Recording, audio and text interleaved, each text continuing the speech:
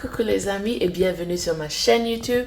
Mon nom est Sika Gold et je suis votre sœur virtuelle. Je suis au travail, mais j'ai un petit moment de pause. Alors j'ai décidé de rapidement faire cette vidéo pour porter conseil à tous ceux qui veulent venir au Canada en tant qu'élèves internationaux, en tant qu'étudiants, étudiantes. Yes, cette vidéo est pour vous. Si vous ne vous êtes pas encore abonné, je sais pas ce que vous attendez, hein. Cliquez sur le bouton et sur la cloche là, vous recevrez une notification à chaque fois que j'upload une vidéo parce que j'ai décidé de faire cette vidéo pour tous ceux qui souhaitent venir au Canada d'une façon ou d'une autre. J'ai plusieurs vidéos peut-être qui viendront dans le futur sur les méthodes d'immigration parce qu'il y en a tellement et de jour en jour, ils créent plusieurs méthodes en fait. Donc, cette vidéo s'adresse à ceux qui veulent venir en tant qu'élèves internationaux. Et même s'il y a beaucoup de conseils que je souhaiterais vous donner, je vous en supplie de prêter attention à celui-ci. Parce que c'est très important, ça va décider votre sort au Canada. Donc, je suis au Canada, ça fait plus de 10 ans. Excusez-moi, et je suis venue aussi en tant qu'élève international. Et voilà pourquoi je pense qu'il est important de partager avec ceux qui ne sont pas encore sur le territoire ou ceux qui viennent d'arriver sur le territoire. C'est très important. Et cette vidéo, je la fais encore parce qu'il y a une sœur qui me tient tellement à cœur, qui est dans le même pétrin. Et je ne souhaiterais jamais que l'une de vous fasse la même erreur. Alors, retournons depuis le départ. Mon nom est Sika Gold et je suis votre sœur virtuelle. Cette vidéo, c'est pour porter conseil à ceux qui veulent venir au Canada en tant qu'élèves internationaux. Now, quand j'ai fini mon baccalauréat au Gabon, j'ai dû chercher la liste des universités, of course, qui avaient les prix affordables. Est-ce que c'est même un mot français? On dirait que c'est un anglais, j'ai juste traduit. Une école qui ne coûte pas cher. Parce que la vérité est que même si des fois, certains d'entre nous n'ont pas la chance d'avoir des parents qui nagent dans l'argent là. Donc, il est important pour nous de trouver une université ou un collège qu'on peut travailler et payer. Parce que la vérité, c'est qu'on vient ici se battre. Donc, quand on se bat comme ça, on veut payer les études nous-mêmes. Parce que déjà, le Canada offre à beaucoup de personnes la capacité de travailler pendant qu'ils sont à l'école. C'est un bénéfice. Même si, je crois que la loi disait avant que les élèves internationaux peuvent travailler 20 heures par semaine, ce qui est considéré comme travail à temps partiel. Et je comprends. Parce que ta première raison d'immigrer au Canada, c'est les études. Donc, si tu fais les études, que ce soit des études à temps plein. Parce que des fois, si tu travailles à temps plein, je t'assure, tu n'as même pas le temps d'étudier. Alors, le gouvernement comprend aussi qu'il ne faut pas que le travail prenne le dessus sur la main raison, sur la raison principale de ta venue au Canada. Alors, j'ai entendu quelques bruits là. Je me demande si quelqu'un vient. Mais je suis en pause de toutes les façons. Je suis de nuit aujourd'hui. So, voici pourquoi. Alors, quand on était au Gabon, ma soeur et moi, on a fait le tour des listes des universités que le gouvernement, qui ont des prix qui ne sont pas trop exorbitants.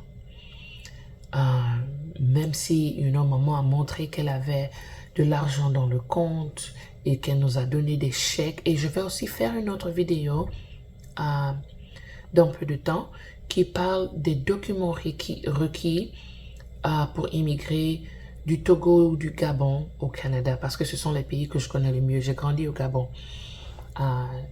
et je suis togolaise. Donc voilà pourquoi. Je ne peux pas toucher sur la Côte d'Ivoire, je ne peux pas toucher sur le Congo parce que je ne m'y connais pas. Mais je crois quand même que les documents que le Canada demande est relatif à tous les pays, quoi. Que si tu viens d'un pays étranger, voici les documents dont on a besoin. Même si les noms peuvent différer, je crois que le papier ou le document est le même. Ou les informations que le Canada veut recevoir là, ce sont les mêmes informations. OK. Donc, quand on a trouvé le nom trouvé l'établissement, ma soeur et moi, on est d'abord partis dans la province de Manitoba. Et l'université qu'on avait trouvée à l'époque s'appelle Brandon University. Au départ, OK, on a vu, OK, l'argent qu'ils demandent par semestre n'est pas trop cher. On peut faire avec. Mais au même moment aussi, il y a quelque chose. Now, si tu viens au Canada et que tu veux rester, si tu viens au Canada et tu veux rester, et quand tu pars voir un agent d'immigration, des fois, ils veulent seulement faire leur business. Hein. Ils s'en foutent de toi. Hein. C'est ton agent, ils veulent. Donc, il faut faire attention à ceux qui ne vous donnent pas de mauvais conseils. Certains d'entre vous trouvent les établissements. Certains vous laissent vous-même trouver l'établissement parce que des fois, moi, j'avais déjà ma lettre d'admission de l'école. J'ai contacté l'école moi-même.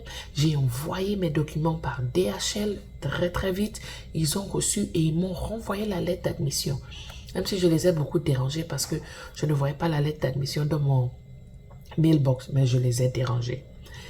Et certains consultants d'immigration sont affiliés à certains établissements, mais voici où il y a piège. Et je vais vous montrer ça sur mon ordinateur parce que je suis sur le site maintenant. Et je vais vous montrer ce à quoi il faut prêter attention. Bon, j'ai essayé de faire toute la vidéo, mais je n'ai pas pu, donc j'ai dû interrompre et après je vais faire un collage ou un montage. Voici. Donc, quand vous êtes sur le site IRCC, ici là, il est très important de regarder la liste des établissements d'enseignement désignés. Voici ça sur l'écran. Liste des établissements d'enseignement désirés. Et je vais vous... Non, le gouvernement canadien reconnaît certains établissements et ne reconnaissent pas d'autres. Et je vais vous dire pourquoi c'est important. C'est très important parce que pour qualifier pour votre résidence permanente, il va falloir que vous appreniez dans un établissement qui est reconnu par l'État. Il y a beaucoup de collèges privés qui offrent des fois des prix abordables parce qu'ils veulent seulement que vous venez vous payer l'argent. Mais la vérité est que ce diplôme-là ne vous servira à rien après. Si et seulement si vous voulez utiliser ces certificats ou ces diplômes-là pour votre immigration. Alors, j'ai une amie qui est venue ici en tant qu'élève international et elle est partie faire un healthcare, domaine de la santé, mais dans un collège privé. Alors, elle finit le collège, je crois que c'était 1 an et poussière. Elle veut appliquer pour son permis de travail et il lui a été refusé à plusieurs reprises. Pourquoi? Parce que l'établissement qu'elle a fréquenté, dans lequel elle a fréquenté, ne fait pas partie de la liste des établissements d'enseignement désignés. En d'autres termes, cette école-là, même si tu vas aller faire 6 ans d'études là-bas, quand tu finis, tu ne peux pas utiliser ça pour immigrer. Pourquoi? Parce que l'État ne reconnaît pas cette école, n'a pas jugé que cette école est digne de qualifier, au moins pour l'année. Tu fais cette vidéo en 2023. Les choses peuvent changer dans le futur, je ne sais pas, mais c'est possible. Donc jusqu'à présent, cette école n'est pas reconnue par l'État pour qualifier les élèves internationaux qui y vont pour le permis de travail. Et si vous n'êtes pas qualifié pour un permis de travail après vos études, vous ne pouvez pas être qualifié pour votre résidence permanente. Sauf si et seulement si vous utilisez une autre pathway, une autre brochure, un autre chemin. Mais si ces études-là, la sœur, le frère, veille à ce que l'école que tu choisis fait partie de la liste des établissements d'enseignement désignés. Je ne sais pas si je peux cliquer un peu pour qu'on voie la liste. J'arrive. Alors, ils disent, voici la liste 3 étapes. Choisissez la province ou le territoire dans lequel se trouve votre école. Tapez les mots-clés, comme le nom de l'école. Vous pouvez vérifier si l'école est là. Moi, je suis en Colombie-Britannique, alors je vais cliquer Colombie-Britannique et voici le nom des écoles qui sort. Ces écoles-là, voici, ça te dit. Ici, par exemple, non, non, non, non, non, non. Ça veut dire que les écoles en question ne qualifient pas pour un permis de travail après l'école, après votre période d'études. Voilà la seconde page, voir si cette école-là qualifie. Cette école qualifie, mais il y a beaucoup d'écoles qui ne qualifient pas. Donc, si tu as choisi une province, si tu as choisi une école, s'il te plaît, check que ton école que tu as choisie là, ça valide.